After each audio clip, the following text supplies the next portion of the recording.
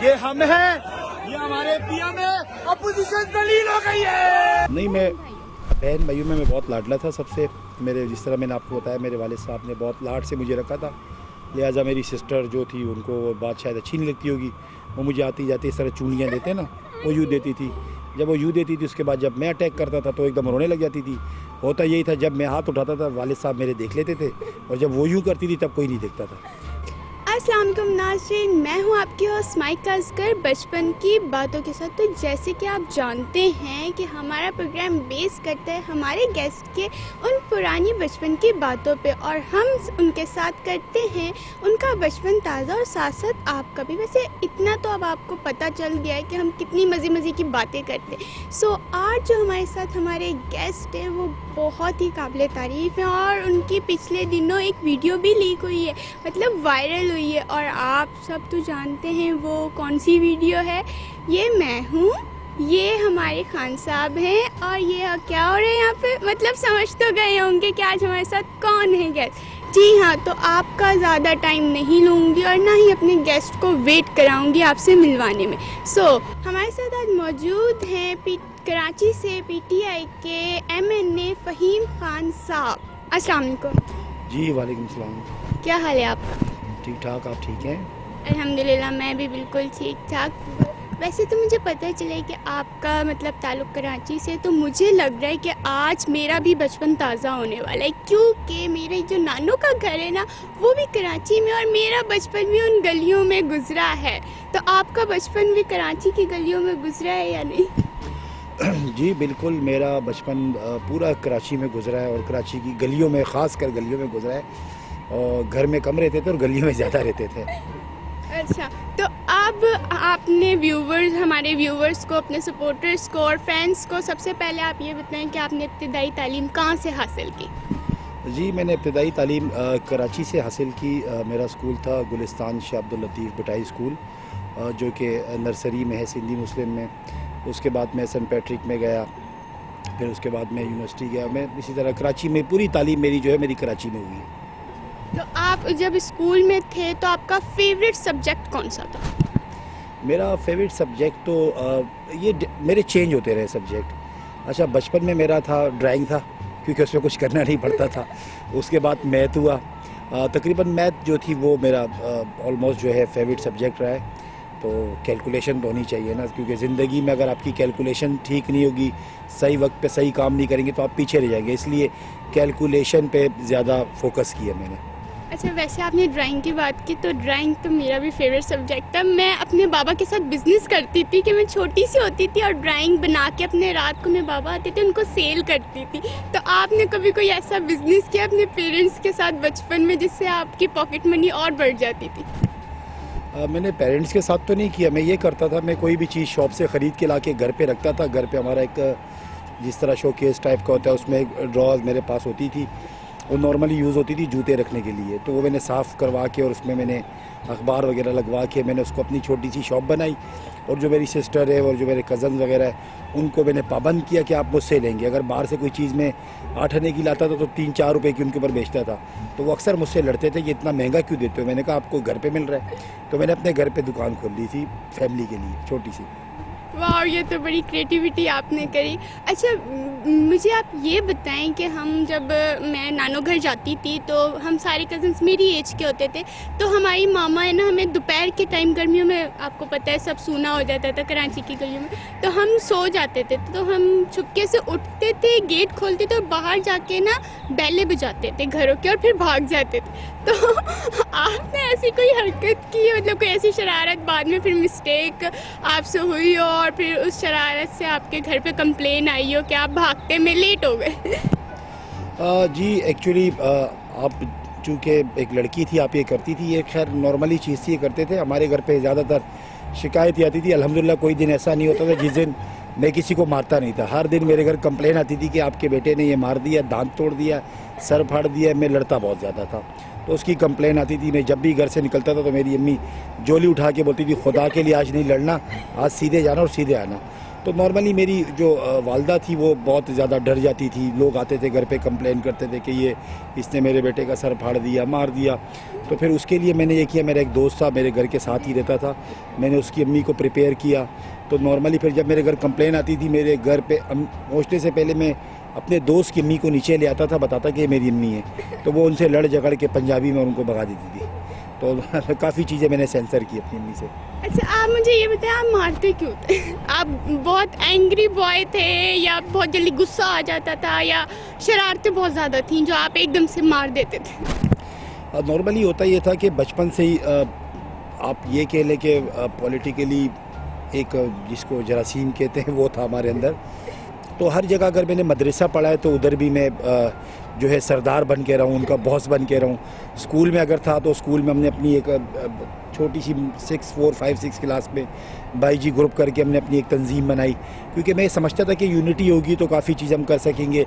Normally school में फिर लोग आके हमारे लड़कों को मारते थे बाहर से, तो हमने प्रोटेक्ट के लिए फिर हम जो हमारे टीचर्स होते थे उनके लिए हम काम करते थे, जो उनके लिए लाइक इवन के जो स्टाफ रूम में चाय की पत्ती होती थी, ये चीज़ें होती थी, हम अरेंज करके उनको देते थे।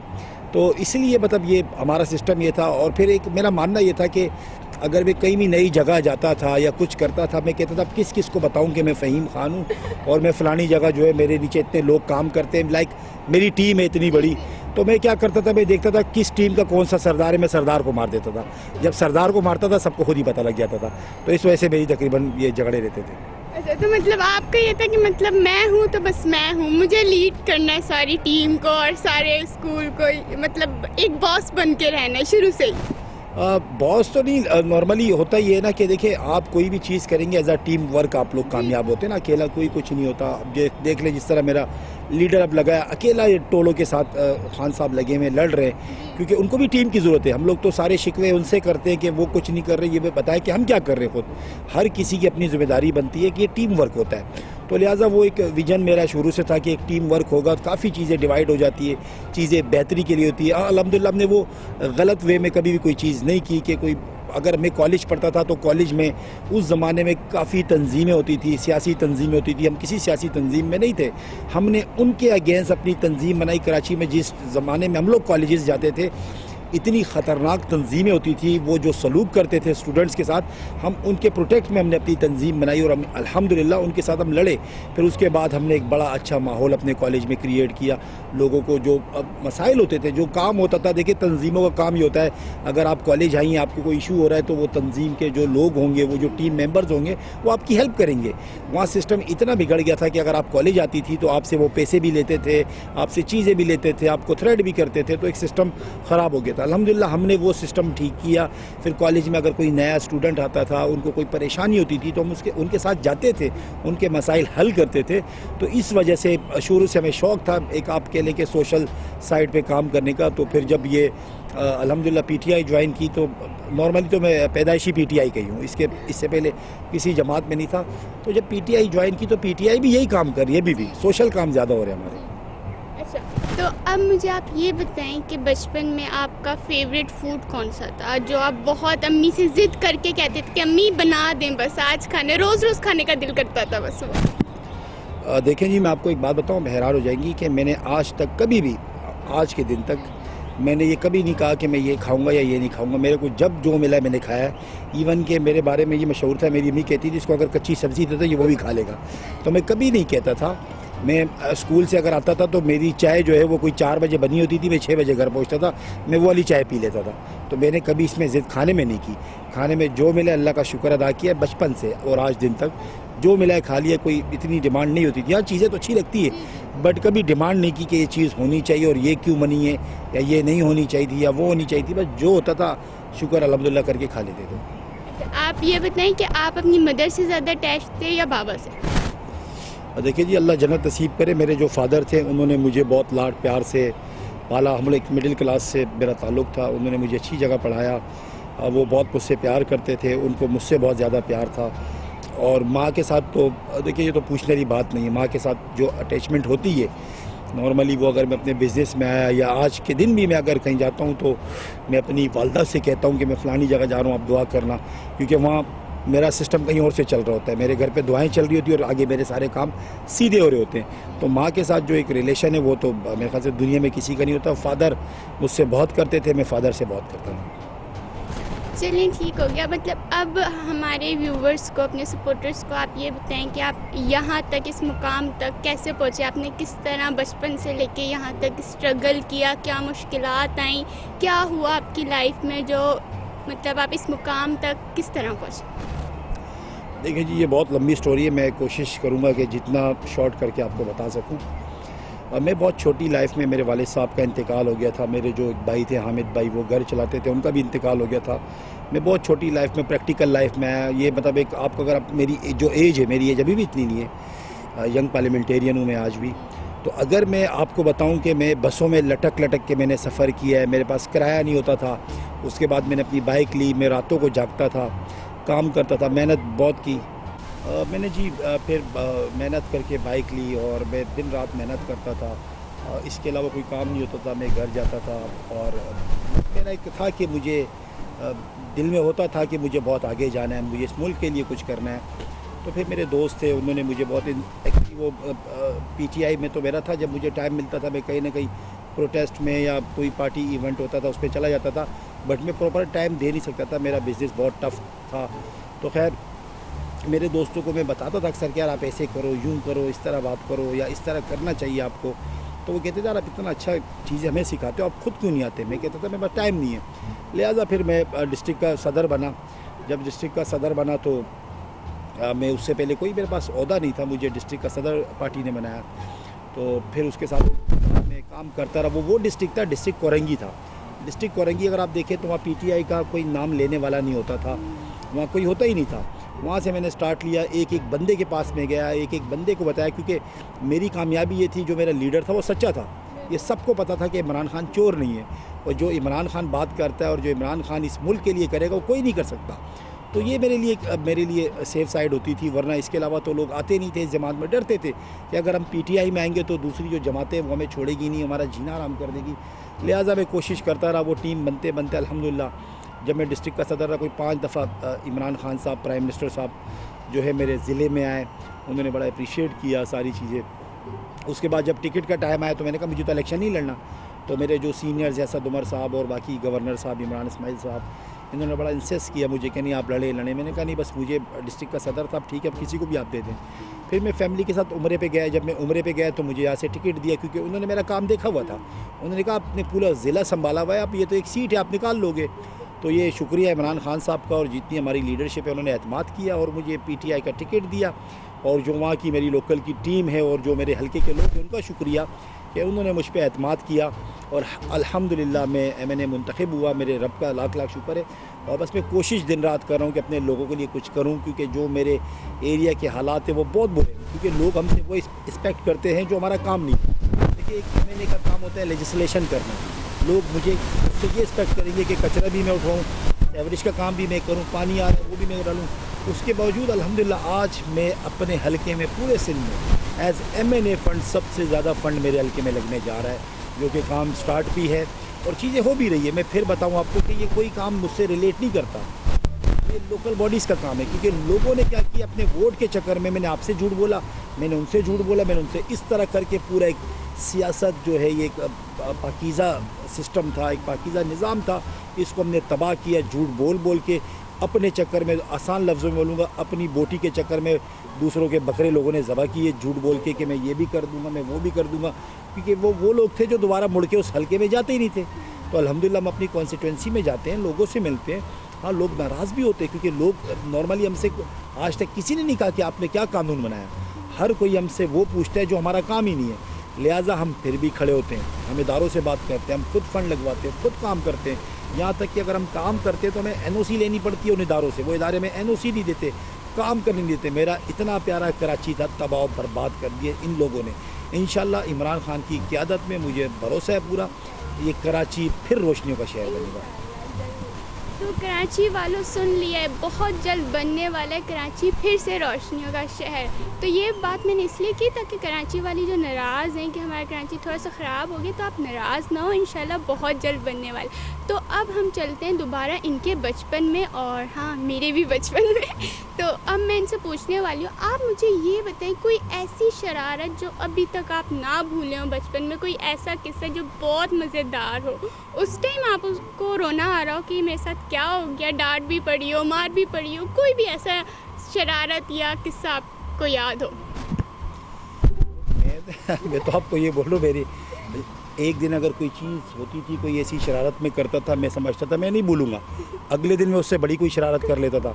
अब इस तरह खैर मेरा एक दोस्त था और हमारा झगड़ा हो गया था, तो वो जो पत्थर होता है ना, मैंने पत्थर ले लिया तो उसके सर पे मार के उस बेचारे के सारे सर मैंने फाड़ दिए थे। मेरा अच्छा दोस्त था वो, मुझे बड़ा अफसोस हुआ फिर कि यार वो एक था दोस्त, और खैर लोगों की बातों में आके हमारा झगड़ा हुआ। तो वो एक ऐसी है। इसके अलावा तो काफ़ी चीज़ ऐसी है कि जो मैं भूल नहीं सकता, बट अभी ये याद आया, वरना नॉर्मली तो मेरी लाइफ में तकरीबन चीज़ें ऐसी ही गई हैं सारी।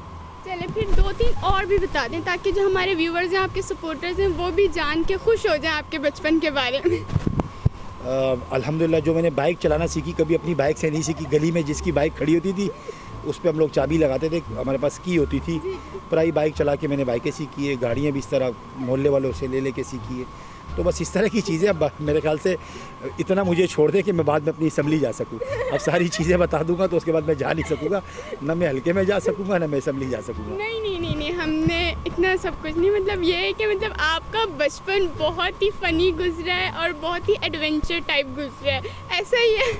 जी मेरा बहुत ज़्यादा। मेरा तो मेरी बेटी एक है छोटी, वो मुझे अनमता कहती है कि मैं आपके ऊपर एक पूरी बुक लिखूँगी। मतलब उसने जो मेरी लाइफ स्टडी की है तो वो मुझसे बहुत ज़्यादा अटैच भी है, और वो मेरे ऊपर पूरी एक बुक लिख रही है इस टाइम। तो इंशाल्लाह वो बुक आएगी जब मार्केट में, आप लोग के पास भी आएगी, मैं आप लोग को भी भेजूँगा, ज़रा देखिएगा। उसमें डिटेल से चीज़ें लिखी हुई है, किस तरह मैं लाइक मेरे अल्लाह का शुक्र है, मेरी माँ की दुआएँ, लोगों की दुआएँ, मतलब ये होता है ना बिल्कुल आप ज़ीरो से और एकदम अल्लाह आपको आसमानों पे पहुंचा दे, तो वो लाइफ है। वो फिल्मों में नॉर्मली हम देखते थे, वो बैठ के वो क्या कहते हैं लाइट के नीचे गली में पढ़ते थे और इस तरह की चीज़ें, मेरे ख्याल से उससे भी ज़्यादा आगे जाके मेरी लाइफ है। तो ये बुक इंशाल्लाह आएगी तो उसमें आप देख लीजिएगा, काफ़ी चीज़ है उसके अंदर। अच्छा, फिल्मों से मेरे माइंड में एक क्वेश्चन आ गया, बचपन में आपको मूवीज़ वगैरह का शौक़ था या आप जाते थे कॉलेज टाइम में दोस्तों के साथ, क्योंकि उस टाइम तो इतना नहीं था सिनेमास वगैरह, तो आपका कोई शौक़ रहा है ऐसा? नहीं, मूवी का मेरा कोई नॉर्मली इतना शौक़ नहीं रहा। फाइटिंग जो मूवीज़ होती थी वो देखता था। मेरे अंदर ये चीज़ होती थी, अगर एक मूवी अगर मुझे अच्छी लग गई तो मैं 25 बार देख लेता था। तो यही होता था नॉर्मली, इतने कोई क्रेज़ नहीं था कभी कि मैं मूवियाँ देखूँ या मूवियाँ देखने जाऊँ। तो नॉर्मली मतलब ये मेरी थोड़ी सी कुछ चीज़ें ऐसी हैं जो मुझे भी अजीब लगती हैं।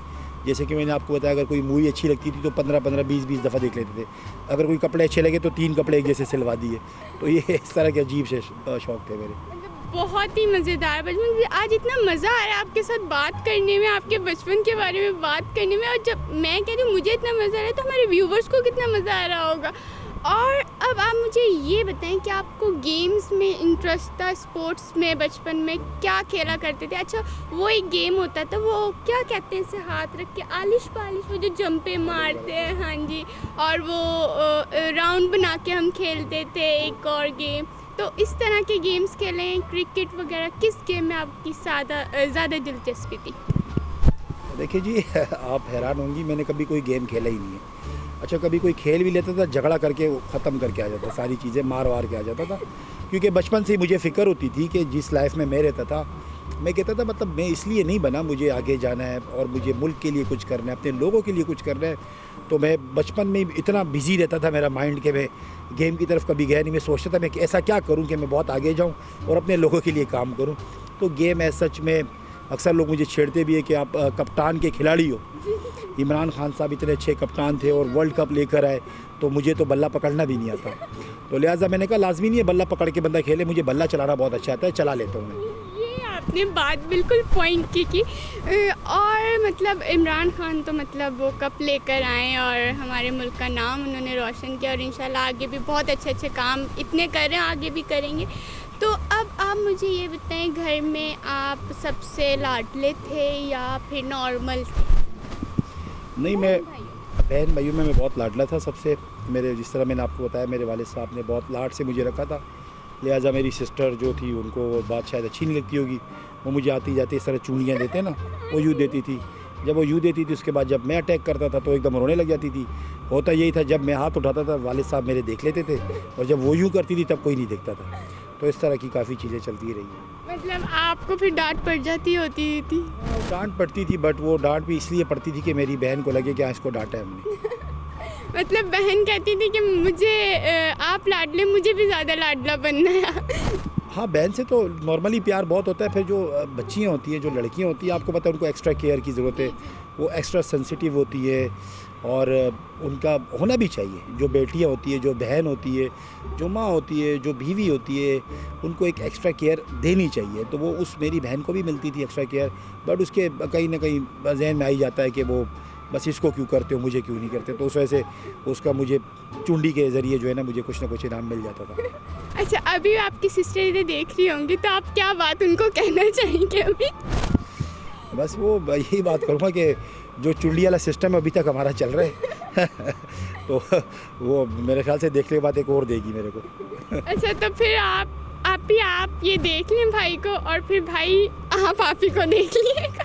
तो ये मतलब आपका काफ़ी मज़ेदार बचपन। और मुझे तो आज आपके साथ बचपन की बातें करके इतना मज़ा आया, हमारे व्यूवर्स को भी आया होगा। और इतने मज़े का बचपन अभी तक मैंने जितने भी इंटरव्यूज़ किए, मुझे नहीं लगता मेरा किसी के साथ रहा होगा। आप हमारे व्यूवर्स को, हमारे यंगस्टर को क्या मैसेज देना चाहते हैं? देखिए जी, सबसे पहले तो मैं जो अहम मैसेज ये है कि जितनी चीज़ें मैंने बताई वो आप लोगों ने नहीं करनी है। ऐसा नहीं हो जो जिस तरह मैंने अपनी लाइफ गुजारी है लड़ झगड़ के, तो आप लोगों ने तो बिल्कुल नहीं करना। ये घर पे बिल्कुल ट्राई नहीं करना, अपनी लाइफ में बिल्कुल ट्राई नहीं करना। हाँ, मैं आपको ये बताऊँ कि मैं बहुत अच्छा स्टूडेंट तो नहीं था, बट मैं अपनी टीचर्स की बहुत इज़्ज़त करता था, एहतराम के साथ उनकी जितना एहतराम दे सकता था मैं देता था। तो यही आपसे मुझे कहना है कि अपने मुल्क के लिए कुछ करें, क्योंकि अभी से आप सोचें। देखिए, आप अगर ये सोचेंगे कि यार ये उनका काम है या इनका काम है, इस तरह नहीं होता। हर किसी ने अपने हिस्से का काम डालना है, अपने हिस्से की जो जिम्मेदारी है उसने अदा करनी है, तो चीज़ें बेहतर होंगी। अगर मैं ये सोचूं कि मैं आज यहाँ बैठा हूँ, ये इनका काम है, इनका इंटरव्यू है, ये जाने, इनका काम जाने, नहीं, मुझे अपने हिसाब से अच्छी बात करनी है, इनको अपने हिसाब से अच्छा सवाल करना है।